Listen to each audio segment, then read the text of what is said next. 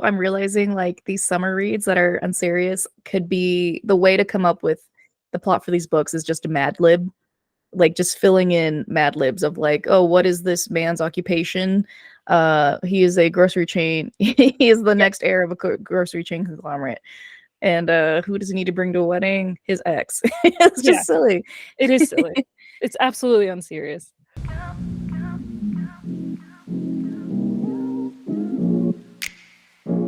Hello, everyone. Welcome to an episode of Fangirl Feels. We're two friends who dish about all the books, TV shows, and movies that we're obsessed with. And today I am here with my co-host, Olivia. Hello. And my name's Tanya. And we're here today to talk about books specifically, and books that you can read at the beach, and also some mountain reads that we'll dig into a little bit because I don't read a lot of beach books, so I added some recommendations. So this is a recommendation heavy episode. So grab your pens, grab your markers, your phone, your notes app, and take notes. Take notes. You will be quizzed at the end of this episode. Actually, you will be expected to complete the quiz, and we will come to your house if you fail. And I don't know what we'll do. We will come to your house. We'll give you the quiz at your house. That's yes. Yeah. Actually, that's what when you finish the episode, we arrive. We just show up. We're like genies. That would be so cool. I want that to happen. If we could just show up at anywhere. We just get summoned. It's like a good neighbor. State Farm is there, but we show up with our own jingle. Finger feels. Some jingle that we have. I don't know. We should get one. Yeah, we should. The prompt for this was a little loose, and I have surprisingly a lot of recommendations in a genre that I don't like typically, but I do read this genre at the beach. If anyone has followed this podcast at all, you'll know that genre is contemporary romance. I hate contemporary romance, and yet I will be recommending a bunch of contemporary romance books. Funny enough.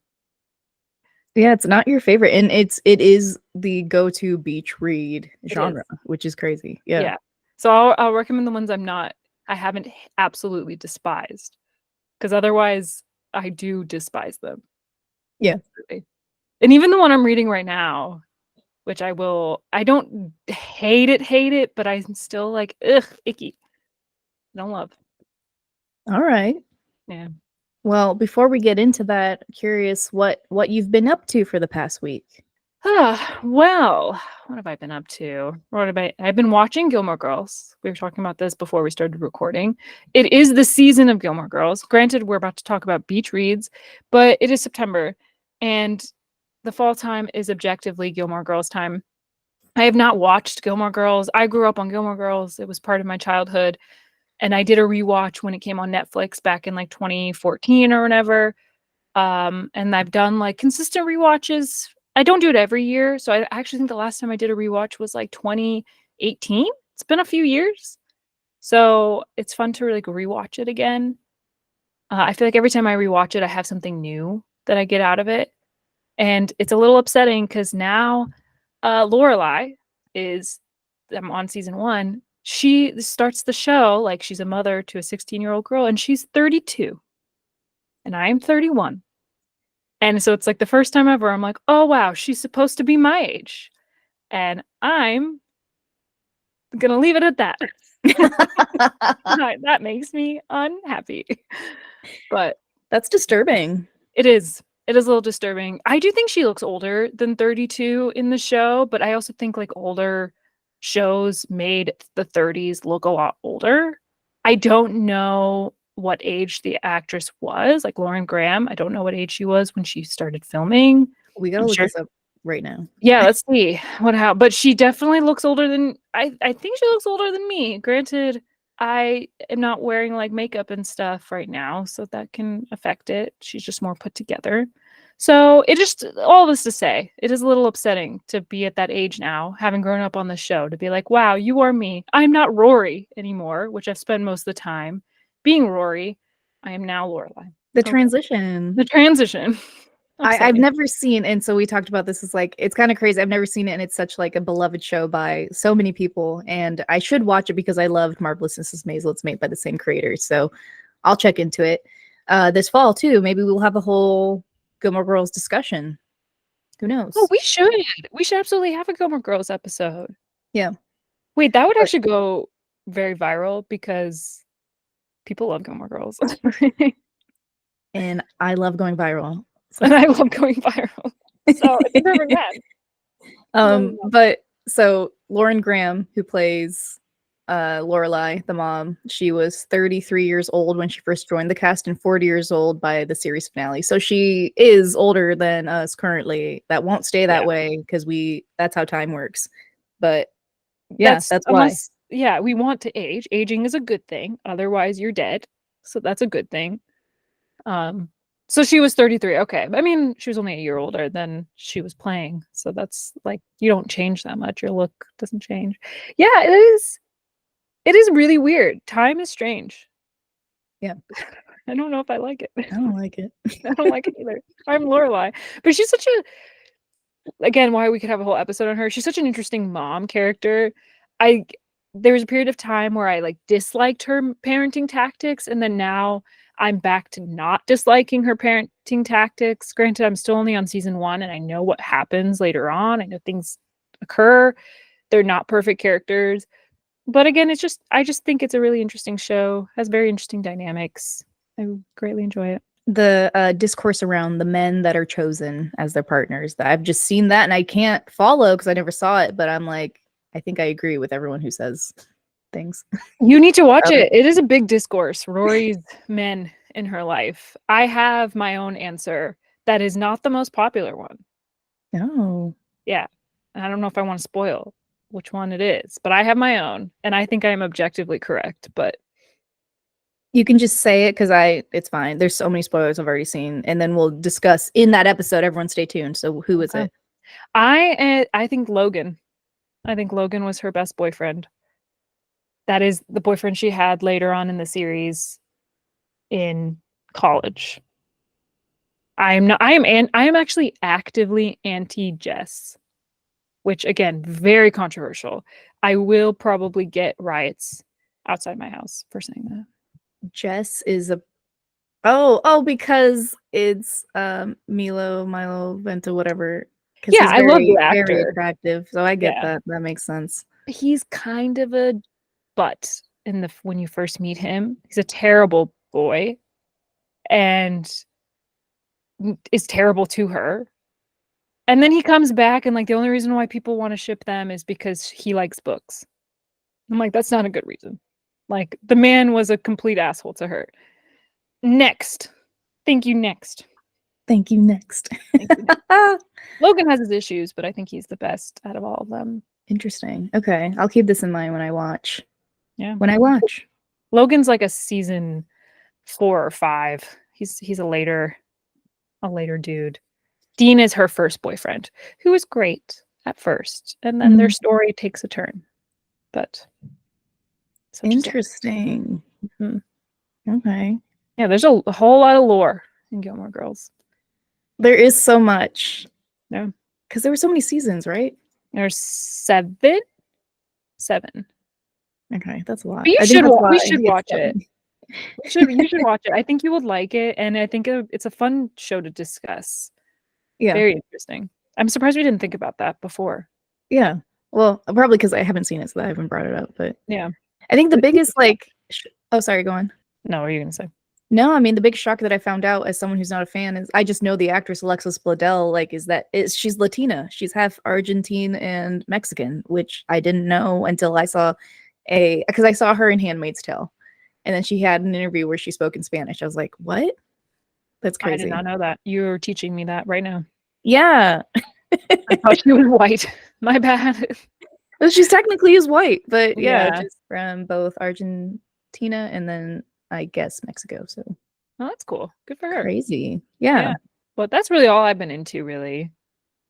The book that I've been reading, again, I will bring back up when we mention our summer reads. So what have you been into lately, Tanya? Again, still haven't been reading a lot. I've just been like picking up books on Libby and then like not listening to it. I don't know. I just haven't been in the mood. I've just been busy with other things in my life. And when that happens, it's hard to like read, but I do want to get back into it because I go on walks around our neighborhood, and it'll be nice to like be listening to something during a walk.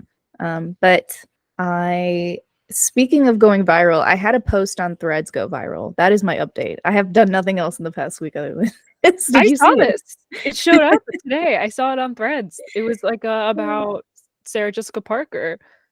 Yeah. That's cool. And I have no like process for uploading threads, and like I have no I guess like you know on LinkedIn people have like strategies, and like there's no strategy here. I'm just posting thoughts as they come to my mind. And one of my thoughts was like I've always thought Sarah Jessica Parker looked great in as Sarah Sanderson in Hocus Pocus. I thought that was like her best look. And like I'm not trying to get critical of her looks elsewhere. I just think she looked hottest there, and she's also looked hot elsewhere. And so I wrote, is it an unpopular opinion to say Sarah Jessica Parker looked her hottest in Hocus Pocus? And got 2.2 thousand likes and 39,000 views, which is like crazy for Threads.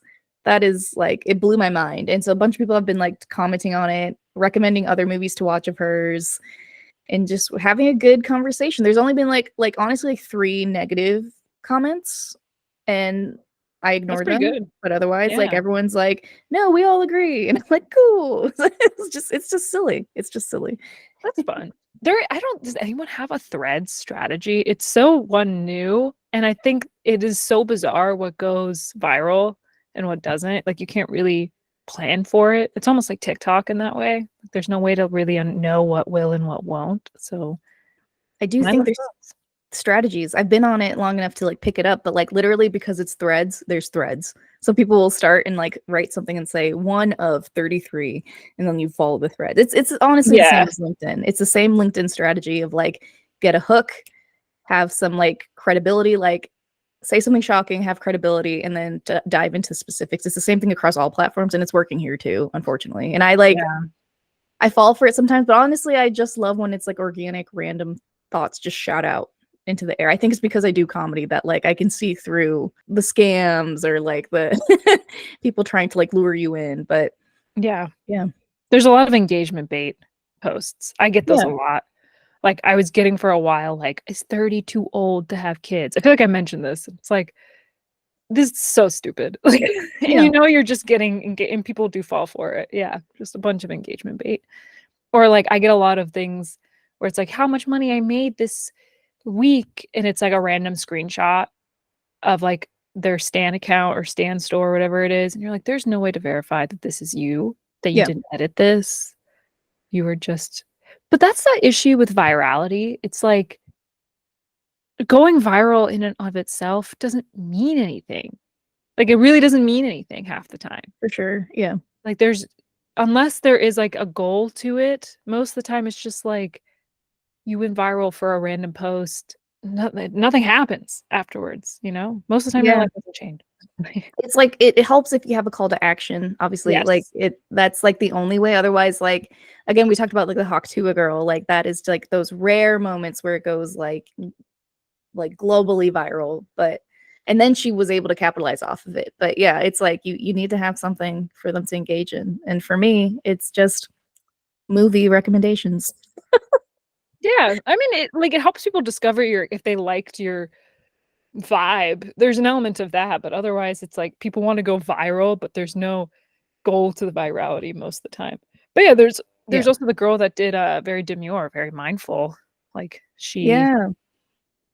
she also made a whole, hopefully I think is making a whole career out of it. But I feel like that died very quickly. It was like very popular and then now I feel like has died a bit. I think because corporations came in, but yeah, she's great. Yeah, and she was able to like I think she quit her job and is able to like have funds to fully transition. So that is That's amazing. cool. Yeah. Very demure, very Very mindful. mindful. I know. But It that's even also sounds something cringe. you can't plan for that. Like who would have No. known that that video would go viral on TikTok? You can't. There's no Yeah. world in which you would know. There's no strategy. Yeah. It was just completely random. Yeah. And it's one of those things, yeah, she didn't have, I don't think, like anything to like sell, but then she was able to capitalize off of like the numbers, the engagement numbers. But yeah, Yeah. it's a strange world. It is a strange world. Very strange. So we again want to talk about books that you can read on the beach reads, if you will, and then I'll have some mountain reads that I'll just mention. But if you want to go first, Olivia, what are some beach reads that you recommend? So I have a few. Again, I have the believer. Oh, we have a special guest with us, a This is a cat. special guest. Hello, Tanya's holding her cat. Hello, this is Rue. Drew. He He'll is be a up here. beautiful cat. He's so handsome. So handsome. Look at his little face. He's running for president, everyone. Right in Rue. I mean, he's better than what we have, for sure. Not upset about it. So I'm of the belief that a beach read should be as light and as like unimportant as possible. You're not at the beach to like better yourself. Like that's not what we're there for. We are there to just relax.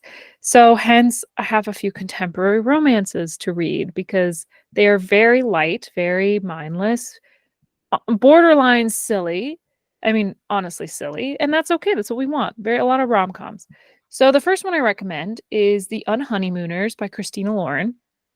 This is actually one of the few contemporary romances that I didn't actively dislike. There are a few on this list that I actually just like think are bad but are funny to read. So that's okay.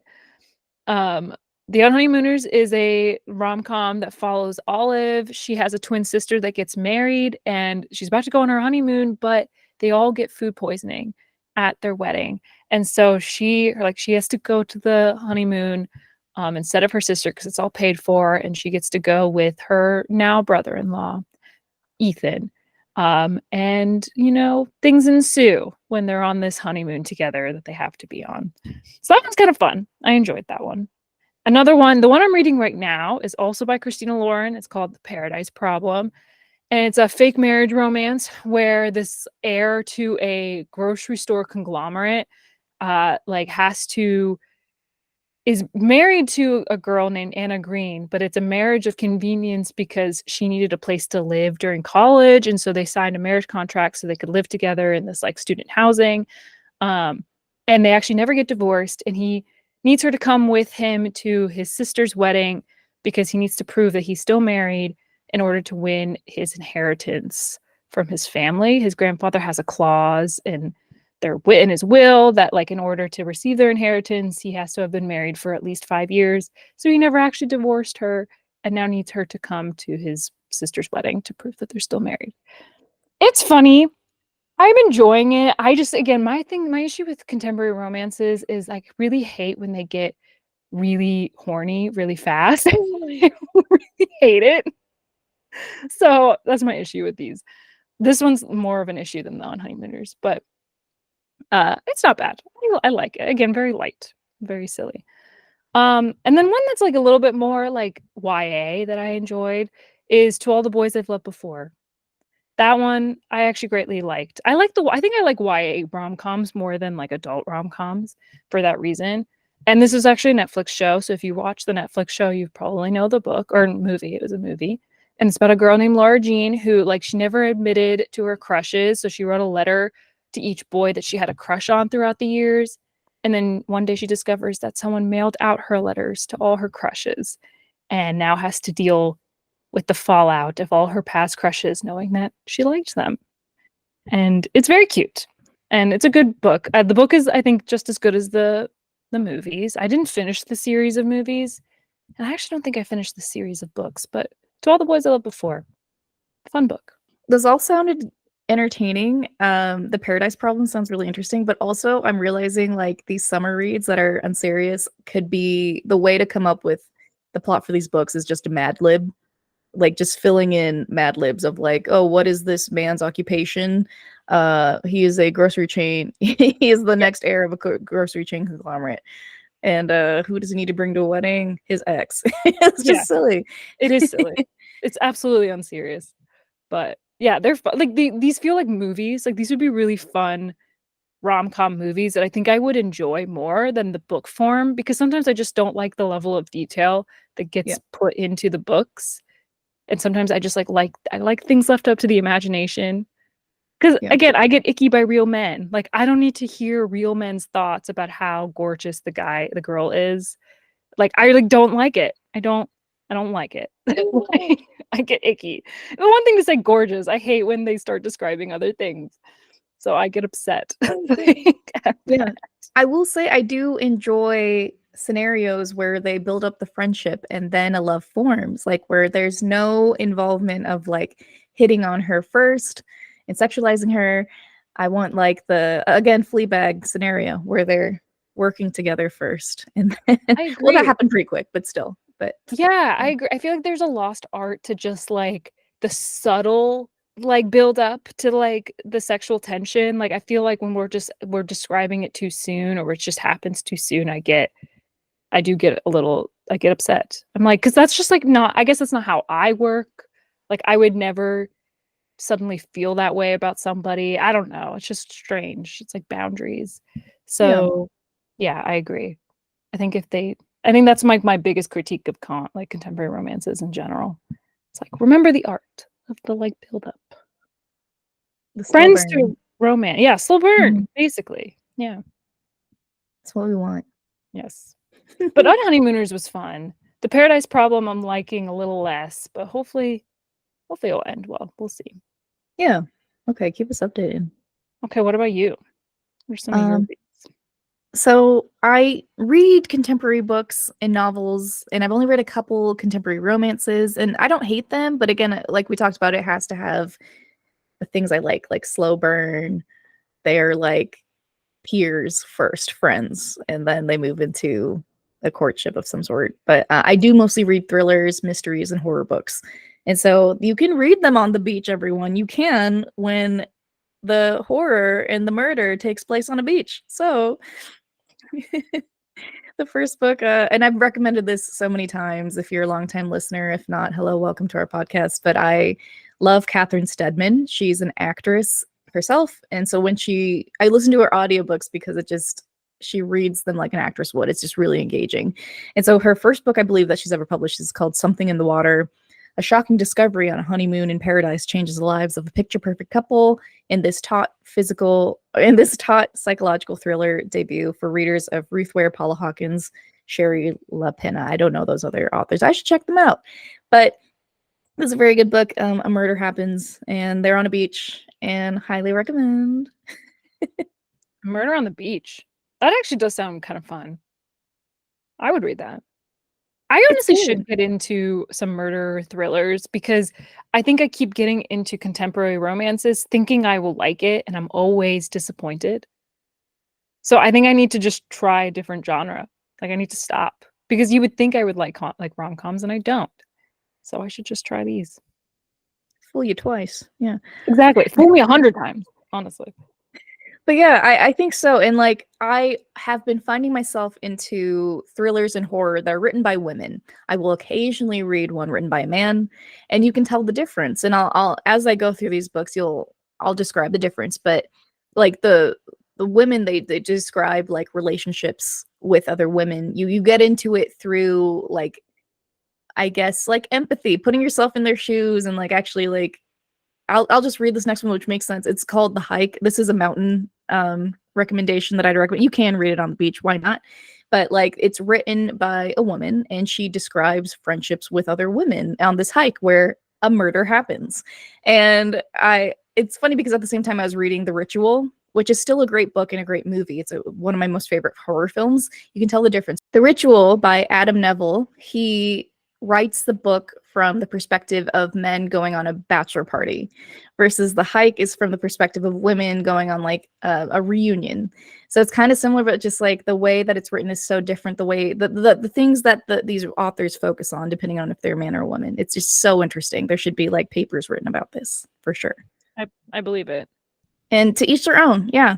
Just there's a Barbie economy out there, as we've seen. So if you are a man thinking like, how do I appeal to women?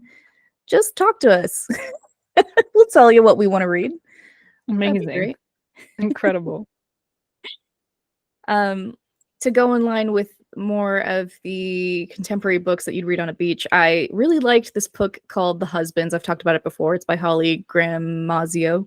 I'm so sorry, Holly, I'm mispronouncing your name, but a woman essentially wakes up one day and she has a husband, and what terrifying. She doesn't know this man, And she notices that every time he goes up in the attic, a new husband comes down. It falls into the genre of magical realism that I found out I really like. I didn't know there was a word for it, but it's like all these books that I love have been my favorites, have been in this genre, and I just finally figured it out. It's like one of my favorite books by Matt Haig is called The Midnight Library. Same concept, where it's like we're essentially put into the shoes of the protagonist, and like weird things are happening, and you just have to figure out what's happening. Like it's as if like it's set in the real world, and like magic is happening, and I just love that. That's a good one. And then romantic comedy. As a comedian, I really like this book. It's about a woman who falls in love with a rock star who's supposed to be John Mayer, and she's a SNL writer. They use a different word for SNL on there, but the person who wrote this book, Curtis Sittenfeld, the author who wrote this, did a lot of research into, like, he read a bunch of like SNL books, like people biographies. And so it's crazy. He did a lot of research for this to like make sure it's accurate. For a silly book, honestly, he didn't need to do that. It's like a silly read. I don't know. I'd give it like 3 stars. I forget what I gave it, but it's just read it on the beach. You don't need to think about any thoughts when you're reading it. No thoughts. That sounds fun though. Yeah. I'm adding The Husbands to my Goodreads. I think you'd like it because there is a sense of like she goes through relationships. So there was like that part of my brain that was scratched of like, I want some sort of romance in this, but it's not like Pride and Prejudice where there's like a deep romance I'm falling for. Yeah, Pride and Prejudice. I mean, I like the concept. Like, yeah, it sounds interesting. So I put it on my TBR.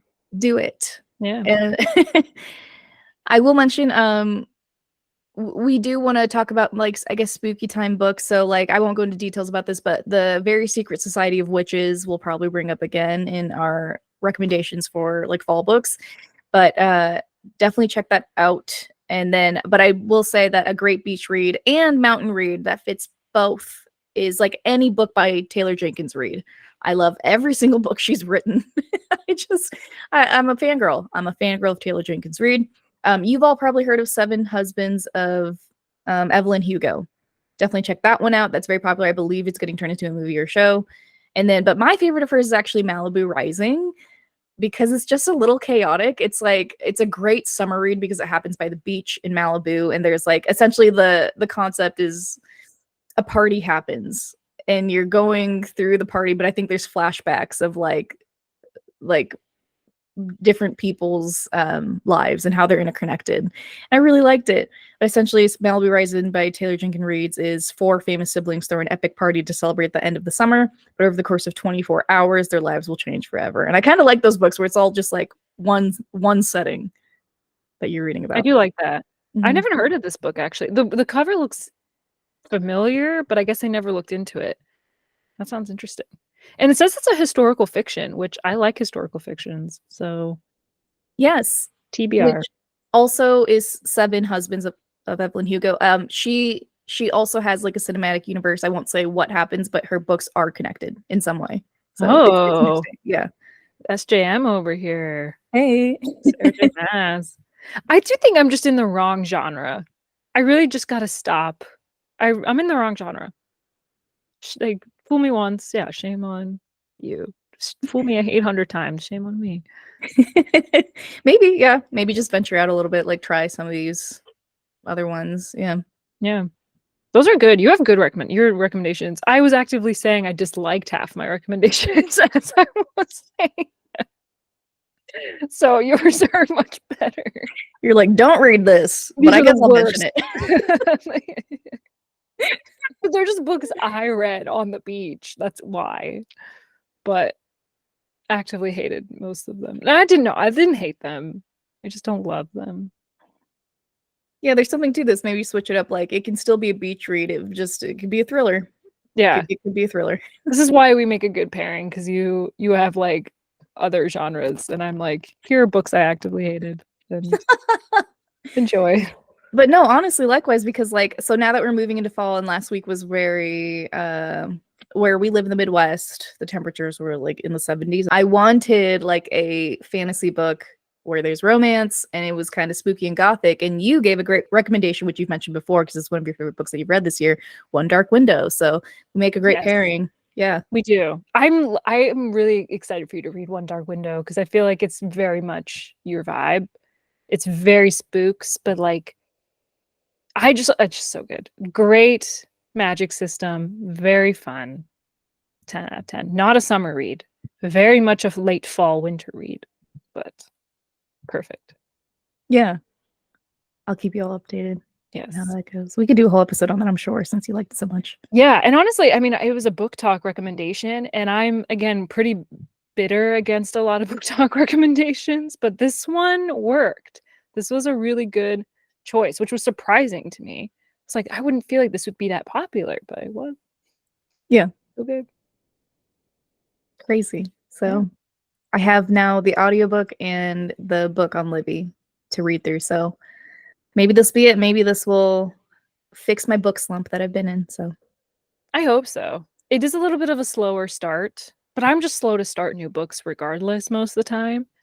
Like it's like that first 100 chapters can be 100 chapters. That first 100 chapters can be really like, I'm not doing it, Olivia. 100 chapters? The first 100 Yes. chapters. The first like 100 pages can be tough sometimes, but yeah, keep us updated.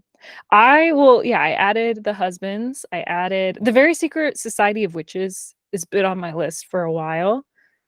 So I need to, maybe I'll pick that up in the fall. I just need to read faster. That's the problem. Yeah, same. Or not. Take your time. Who cares? Thanks. Wow, that was so nice. Thank you so much. I'm slow too. It's all relative, but yeah, compared to like other people who are like just smashing through books, and I'm like, I don't have the time at the moment. But sometimes we do. Sometimes you like. I remember when you went to the beach once, and you like read 2 books. Yeah. Excuse me. 2 books in a week is unheard of for me. That's and I did that. Yeah. I didn't do that this year at the beach, but that year I did. It was so fun. It was also because I had no internet. That will do it. That'll do it. That'll do it. Turns out when you got nothing else to do, you go back to your natural or organic forms where we read. Yeah. You know what? That's a good point. Because like I have like a lot to do in my life, and like I do this thing where you don't want to do it, so I'm just like crazy hours on social media, like stupid hours that like I looked at, I was grossed out, like wanted to throw up. Like one day it was like 12 hours, and I'm like, what? Yeah. Yeah.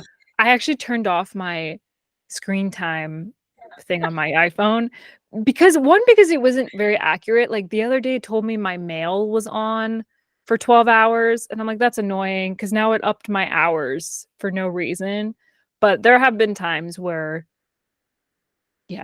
I found myself and I was like, I didn't enjoy it. Like I didn't have fun when I probably would have enjoyed a book like way more. Yeah. And just didn't do it for whatever reason. So and I'll continue repeating this because it's my favorite quote by Aziz Ansari, where he said like he quit Twitter because he thought about if all those tweets were printed out and put in a book, it'd be the worst book in history. And it's true. I don't need to be scrolling threads for 12 hours. Yeah, I scroll threads now in the morning more than I do TikTok. It's funny how TikTok's not as interesting anymore lately. The algorithm hasn't been good. And so I've been, scrolling threads. But you're right. That's a good point. It's all just random thoughts. It does nothing. Helps no one. Yeah. Makes things worse. It does. We just need to read books again.